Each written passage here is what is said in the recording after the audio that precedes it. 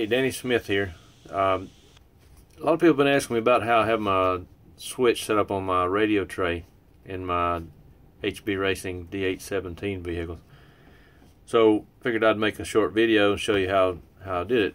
There's no switch anymore.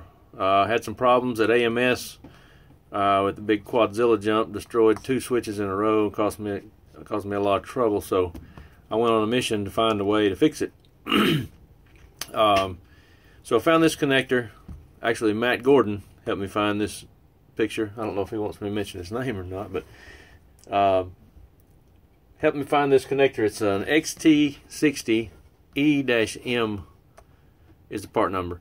So the M stands for mountable. It has tabs on the back of it and a spot for a nut on there, so you have a nut and bolt holding it on there. So then I take a regular XT60 male connector and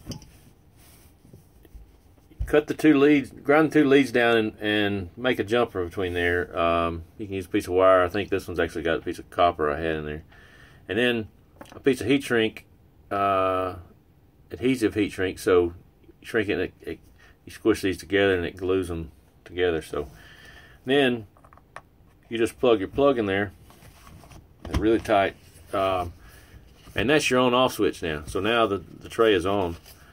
And then when you're ready to pull it out, you pull it out. These are a lot stronger than a Dean's connector. I don't see these ever coming out. If you keep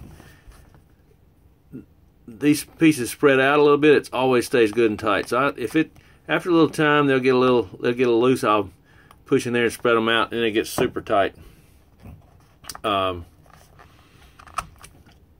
It's almost foolproof. I've been running this for a couple of months now with no issues. So originally I had the power cord jumped out here to charge with, and then I found this Protec charging lead that charges through the balance cord. It's part number PTK5319. Sells for about $12 from A-Main. So what I did, I drilled a little slot, have the balance cord hanging out. So now when I charge, just plug it in there, put your balance, you can put your balancer hooked up here, and then your charge leads. Real simple. Stays in the car. You keep the battery stays in the car all the time. Now on my buggy, I don't have this charge lead. This is what I originally did before I had that charge lead. So now the buggy doesn't have that anymore. So I'll open it up and show you what it looks like on the inside.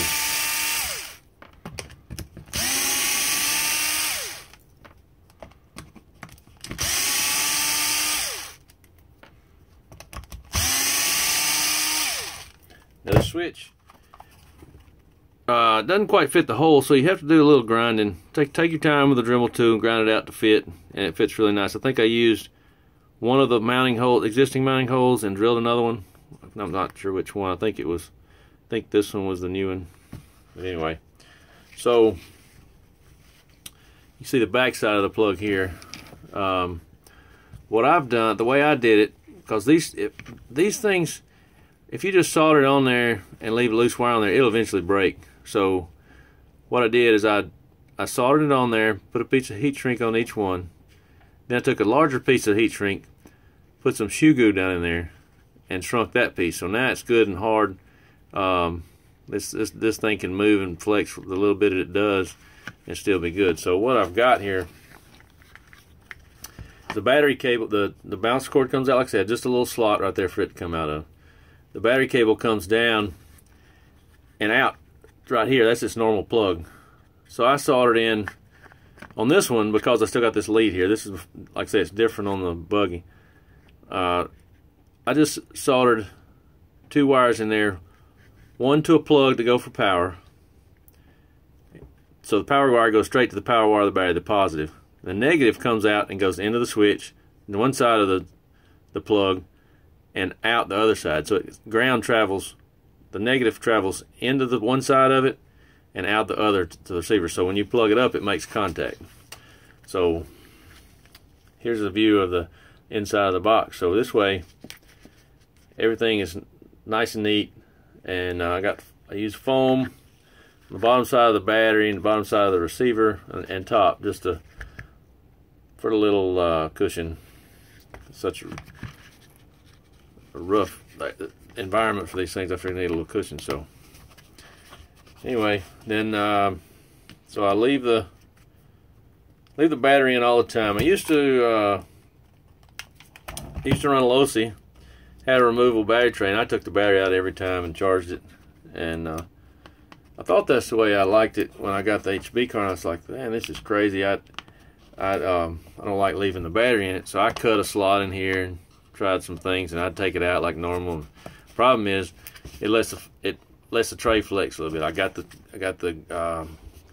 carbon brace it a little bit, but still had a little flex in it. So finally, I talked to a couple of guys, and they convinced me to try it, leaving the battery in.